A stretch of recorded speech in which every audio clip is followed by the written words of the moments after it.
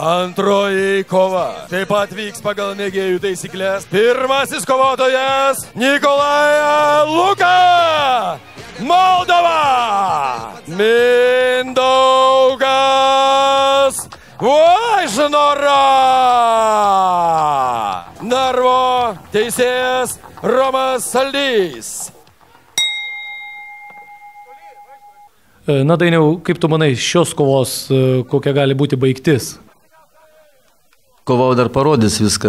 Moldavijos kovotojas iškart į parterį, įsisuko Vaišnorą ir poziciją pasėmė irgi iš viršaus, bet situacija čia keičiasi visą laiką. Čia negali numatyti į priekį, bet matysim, kaip eiga bus. Kaip matome, imtynių veiksmai labai reikalingi šioje sporto šakoje. Teisėjas tiesiog nestabdo parteryje sportininkų, nepriklausomai kokia bebūtų situacija, priklauso tik tai, ar jisai pasiduoda ar nepasiduoda. Kadangi kovojama tam tikrą laiką, tai yra 5 minutės vienas raundas, na ir matysim, kaip sportininkams seksis tas 5 minutės atkovoti.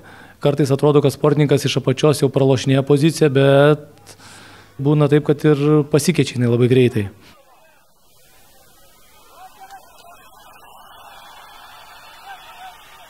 Kaip matome, Vaišnora pasikeitė vėl poziciją ir vėl ant viršaus užlipo. Jam, kaip ir galima sakyti, debiutinė kova Vaišnorai.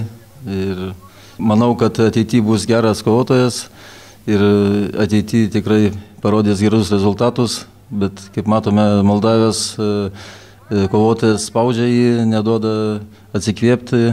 Matysime eigoje, kas toliau čia bus.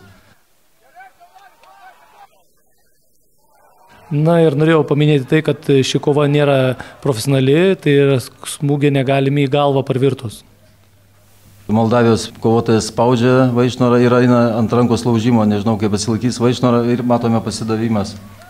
Antrosios kovos nugalėtojas Nikolaja Luka, Moldova.